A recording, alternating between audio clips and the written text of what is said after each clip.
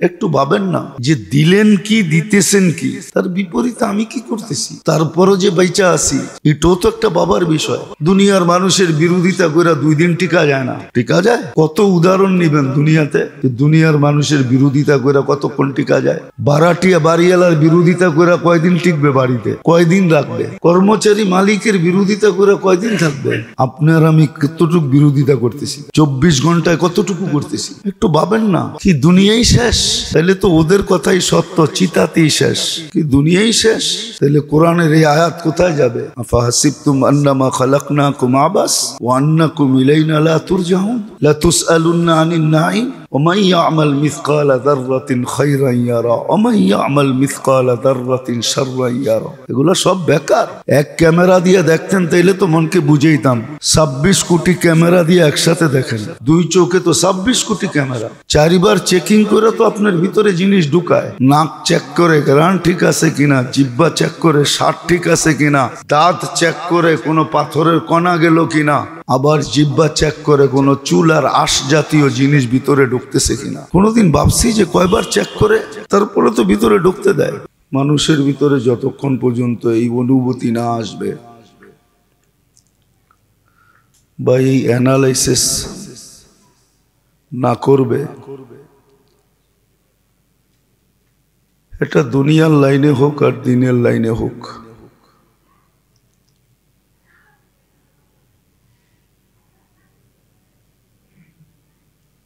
দিনের লাইনে দুনিয়ার লাইনেও এহসানকে যদি কেউ স্বীকার না করলো, চলে যেরকম সে মানুষকে মানুষের কাতারে মনে করে না, তদ্রূপ আল্লাহ যতক্ষণ পর্যন্ত মানুষ আল্লাহর এহসানকে স্বীকার না করে বা স্বীকারোক্তি না দেয়, তো আল্লাহ তাকে মানুষ ভাবে না। এই জন্য একটা জিনিস বাবার বিষয়, চিন্তার বিষয়। চিন্তা করলে হয়তো দিলের ভিতরে রেখা টানবে বা রেখাপাত হবে, চিন্তা না করলে কিন্তু রেখাপাত হবে না। জানোয়ারের মতোই জীবন কাটতে থাকবে, জানোয়ারের জীবনটাও কাটে, কিন্তু জানোয়ারের জন্য তো হিসাব নিকাশ নাই। হ্যাঁ, এতটুকু আছে, কিয়ামতের দিন মাটি হয়ে যাবে,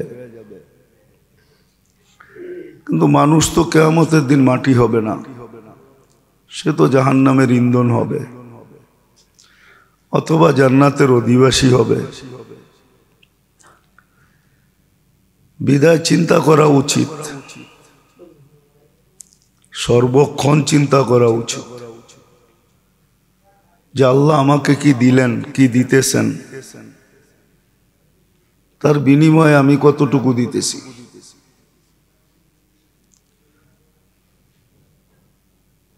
ভাবলে সমাধানটা অনেক কঠিন না, অনেক সহজ। যদি একটা মানুষ ভাবে যে আল্লাহ আমাকে কি দিলেন বা কতটুকু দিতেছেন, তার তুলনায় আমি আল্লাহকে কতটুকু দিতেছি। আর একটা কথাও যোগ করা যায়, আল্লাহ যা দিছেন তার তুলনায় তো আল্লাহ বেশি চান না। দুনিয়ার মানুষ নেয় বেশি, দেয় কম, এটাই চিরাচরিত দুনিয়ার মানুষের স্বভাব। শ্রম নেয় বেশি, মজদুরি দেয় কম।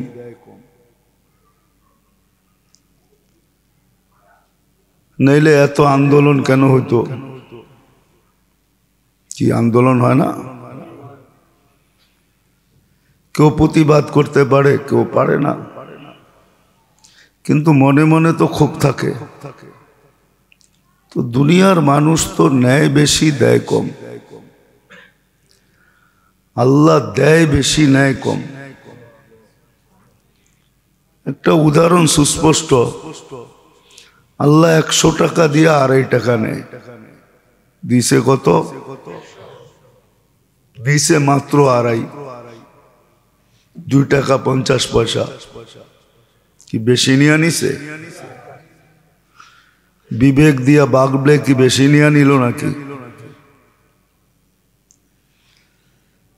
তো এই জন্য একটা জিনিস ভাবা উচিত, চিন্তা করা উচিত, তাহলে কিন্তু দিলে রেখাপাত করবে, আর নাইলে রেখাপাত করবে না।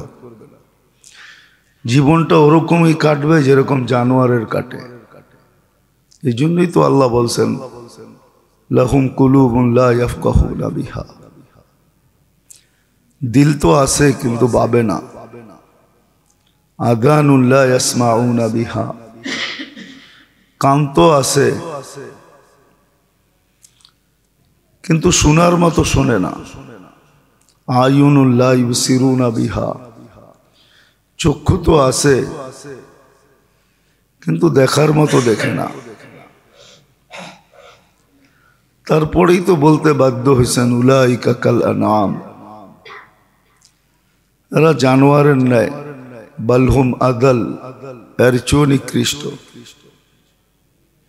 তো একটু ভাবি না যে আল্লাহ আমাকে কি দিলেন, কি দিতেছেন। বেশি দূরে তো দেখতে হবে না, বাহিরের গুলা বাদেই দিলাম, চতুর্দিকে যা ছড়ানো আছে ছিটানো আছে এটা বাদ দিলাম, নিজের দেহটাই দেখি না যে এই দেহটার ভিতরে কি দিলেন, কি দিতেছেন 24 ঘন্টা। একটু অ্যানালাইসিস করলে এতটুক বিবেক বুদ্ধি তো আছে সবার, এতটুক যে নাই এমন তো না। হ্যাঁ, এতটুক বিবেক বুদ্ধি যার নাই, পাগল যাকে বলে, এটাও তো সুস্পষ্ট করছেন, পাগল থেকে কলম উঠানো। পাগলের বিরুদ্ধে কিচ্ছু লেখা হয় না, চাই লুঙ্গি পরা গোরক আর লুঙ্গি ফুলা গোরক, কলম তো তার থেকে উঠানো, কিচ্ছু লেখা হয় না। আরেকটা হলো বাচ্চা, বাচ্চার কিছু লেখা হয় না, কলম তার বিরুদ্ধে যায় না। এই দুই শ্রেণী ছাড়া তো সবার ভিতরে কিছু না কিছু বিবেক বুদ্ধি আছে,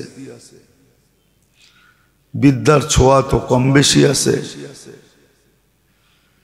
জিনিসটা তো এত কঠিন না, নিজের অস্তিত্বটা দেখলেই তো বোঝা যায় যে এটার ভিতরে কি দিছেন, কি দিয়া সাজাইছেন। তার তুলনায় আমি কি দিতেছি, কতটুকু আল্লাহর জন্য করতেছি। আল্লাহ যদি অভিযোগ করে থাকেন তো অভিযোগটা তো সত্য, ইন্নাল ইনসানা লিরাব্বিহি লাকানুত,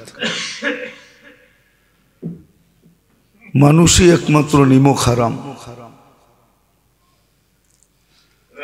কোন সৃষ্টিকে তো আল্লাহ বিনিময় দেন নাই, খাটাইতেছেন তো সত্যই। সূর্য সকালে ওঠে বিকালে ডুবে, প্রতিদিন খাটা যাইতেছে, সারা দুনিয়াটাকে আলো দিতেছে, এর আলোর মাধ্যমে হাজারো জিনিস তৈরি হইতেছে। যদি যুগের পর যুগ রাত্রই থাকতো, মেরুতে যেরকম রাত্র থাকে কিছু তো হয় না মেরুতে, বলুক মেরু আলাদের কিছু হয়, ওইখানে তো কিচ্ছু তৈরি হয় না। আবার যখন টানা সূর্য থাকে তখনও তো কিছু হয় না, দুই মেরু তো খালি।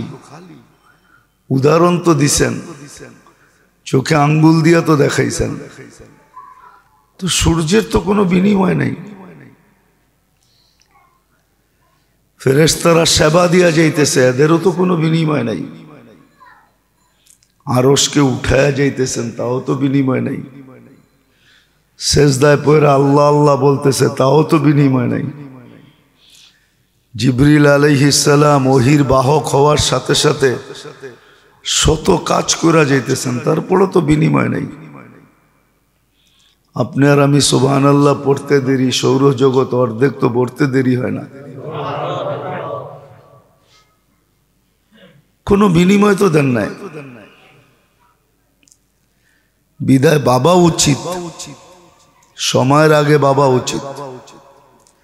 সময় যেদিন দুয়ারে চলে আসবে ওদিন ভাবনা কোনো কাজে দিবে না।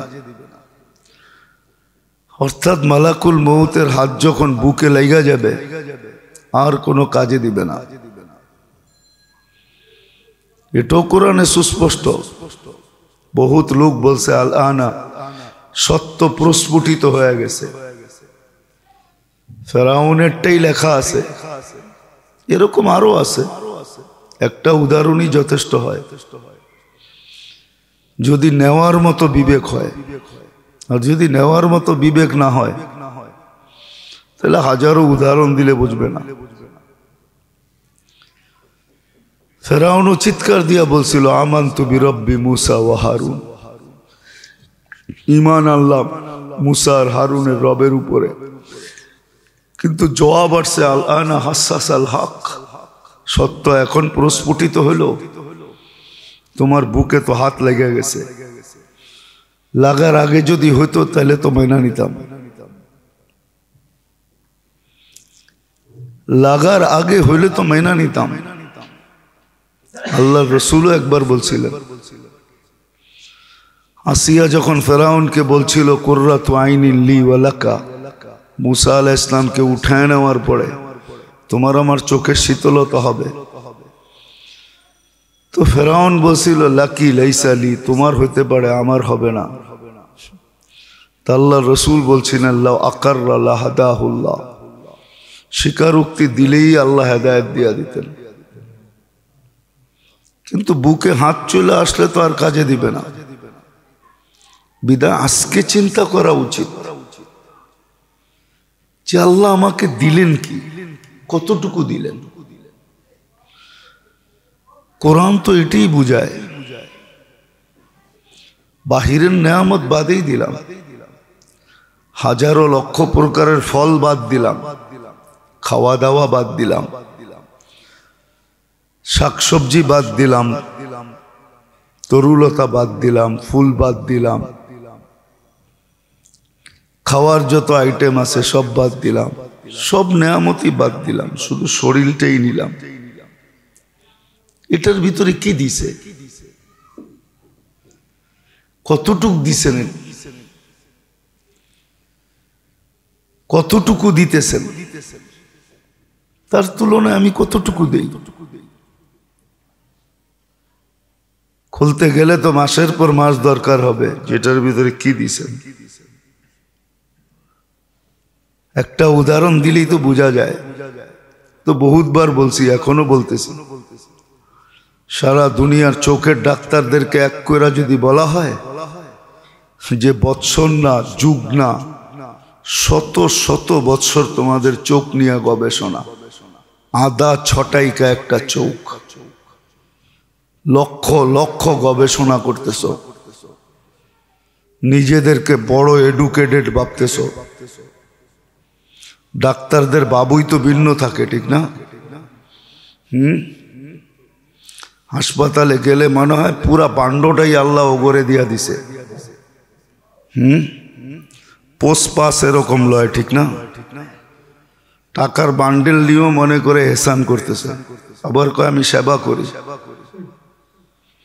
1000-1500 টাকা ভিজিট নেয়, টেস্টের ঘাটতি ধরায় দেয়, তারপরও কয় সেবা করে।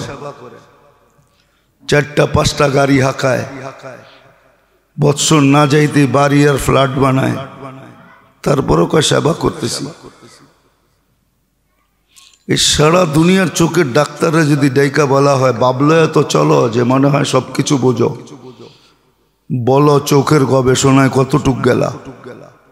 একজনও তো জবাব দিতে পারবে না যে গবেষণার এক কিনারায় পৌঁছে গেছি, আর 10 বছর পরে এটা কমপ্লিট হয়ে যাবে, চোখ দিয়ে আর গবেষণা লাগবে না। কি বলবে? ও তো বলবে কত দূর গেলাম এটাও জানি না, এটা শেষ কোথায় এটাও জানি না। হ্যাঁ, তো জানে কি? এতটুক চোখে যদি এরকম টেকনোলজি বলেন বা প্রযুক্তি বলেন ফিট করতে পারে, পুরা দেহে কি ফিট করছে? এতটুক বিবেক আল্লাহ দেন, এতটুক কি বাবা দরকার ছিল না? রাগ হয়ে যান না, কথা কর্কশ হইতেছে হয়তো। এতটুক বিবেক কি আল্লাহ দেন? যুবকরে কি যৌবন দিল, এতটুক বাবার মতো ক্ষমতা দেন? নারীরে কি নারীত্ব দিল, পুরুষকে কি পুরুষত্ব দিল, দেহের ভিতরে কি টেকনোলজি দিল। তো আমি একটা চোখ দেখাইলাম, কোন অঙ্গের ডাক্তারই বলতে পারবে না মানুষের শরীরটার কয় ফিট। সব অঙ্গেরই তো ডাক্তার আছে না, কোন অঙ্গের ডাক্তার নাই কি নাই?